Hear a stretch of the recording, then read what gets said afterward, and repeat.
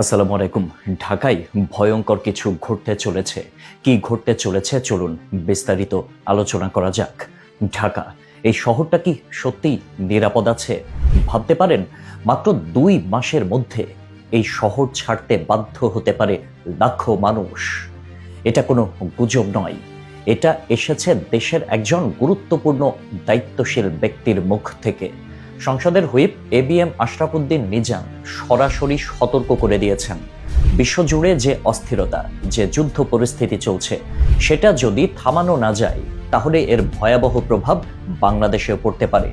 তিনি শুধু সতর্ক করেননি, তিনি ভয়ঙ্কর একটি আশঙ্কার কথা বলেছেন পরিস্থিতি এমন দিকে যেতে পারে যা 1971 সালের চেয়েও ভয়াবহ হয়ে উঠতে পারে।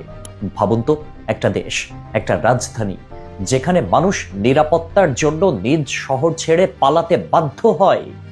শুক্রবার জুমার নামাজের আগে কুমিল্লার লাকসামে দাঁড়িয়ে তিনি এই কথাগুলো বলেছেন, কোনো রাজনৈতিক মঞ্চে না, একদম সাধারণ মানুষের সামনে। এটা কি শুধু একটা বক্তব্য, নাকি এটা একটা আগাম সংকেত? বিশ্বের যুদ্ধ, অস্থিরতা, এসব কি ধীরে ধীরে আমাদের দরজায় ঠকঠকানি করছে? আজ যদি প্রস্তুত না থাকেন, কাল হয়তো সময়ই পাবেন না। এই মুহূর্তে সবচেয়ে বড় প্রশ্ন, আপনি কি মানসিকভাবে প্রস্তুত? কারণ পরিস্থিতি বদলাতে সময় লাগে না, আর যখন বদলায় তখন আর সুযোগ দেয় না। কারণ ইতিহাস আমাদের একটা জিনিস খুব স্পষ্টভাবে শিখিয়েছে, বিপদ কখনো বলে কয়ে আসে না।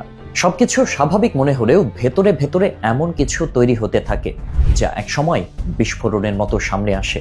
আর তখন মানুষ শুধু একটা কথাই বলে, আমরা বুঝতে পারিনি। আজকের এই সতর্ক বার্তাটাও কি ঠিক সেরকম কিছু? ঢাকার মানুষ এখনো ব্যস্ত, কেউ অফিসে যাচ্ছে, কেউ ব্যবসা করছে, কেউ স্বপ্ন গড়ছে। কিন্তু যদি হঠাৎ করে পরিস্থিতি বদলে যায়, যদি হঠাৎ করে নিরাপত্তা, অর্থনীতি কিংবা দৈনন্দিন জীবন পুরোপুরি অচল হয়ে পড়ে, তখন এই শহরই হয়ে উঠতে পারে সবচেয়ে বড় ঝুঁকির জায়গা। একটা শহর যত বড় হয় তার ঝুঁকিও তত বড় হয়। বিদ্যুৎ, খাদ্য, জ্বালানি, যোগাযোগ, এই 4টা জিনিসের যে কোনো একটাই বড় ধাক্কা লাগলেই একটা শহর থমকে যেতে পারে। আর যদি একসাথে একাধিক সংকট আসে, তখন সেই শহর আর শহর থাকে না, হয়ে যায় বেঁচে থাকার রণক্ষেত্র।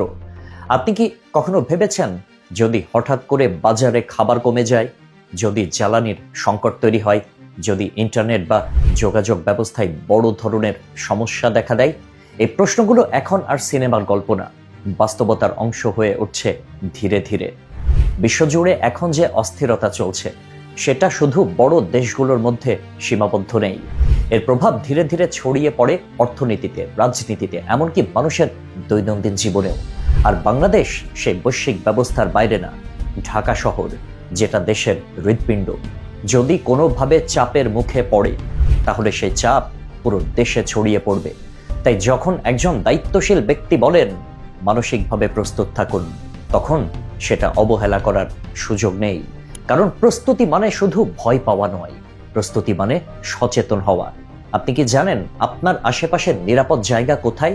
আপনার পরিবারকে নিয়ে জরুরি পরিস্থিতিতে কি করবেন, সেটা কি আগে থেকে ভেবে রেখেছেন? হঠাৎ করে পরিস্থিতি খারাপ হলে আপনার প্ল্যান কি? এই প্রশ্নগুলোর উত্তর অনেকের কাছেই নেই, আর সেখানেই সবচেয়ে বড় ঝুঁকি। কারণ বিপদ যখন আসে তখন চিন্তা করার সময় দেয় না, সিদ্ধান্ত নিতে হয় মুহূর্তের মধ্যে। আজকে আপনি যদি বিষয়টাকে হালকাভাবে নেন, কাল সেটা আপনার জন্যই বড় বাস্তবতা হয়ে দাঁড়াতে পারে। অনেকে বলবে এগুলো অতি রঞ্জিত কথা, এমন কিচ্ছু হবে না। কিন্তু ইতিহাস বলে সবচেয়ে বড় বিপর্যয়ের আগেও মানুষ এমনটাই ভাবত।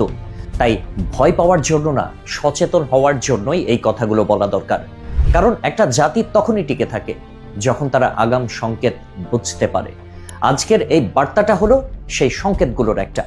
এখন সিদ্ধান্ত আপনার, আপনি এটাকে এড়িয়ে যাবেন নাকি গুরুত্ব দিয়ে ভাববেন। কারণ সময় এখনো আছে, কিন্তু সময় সব সময় থাকে না।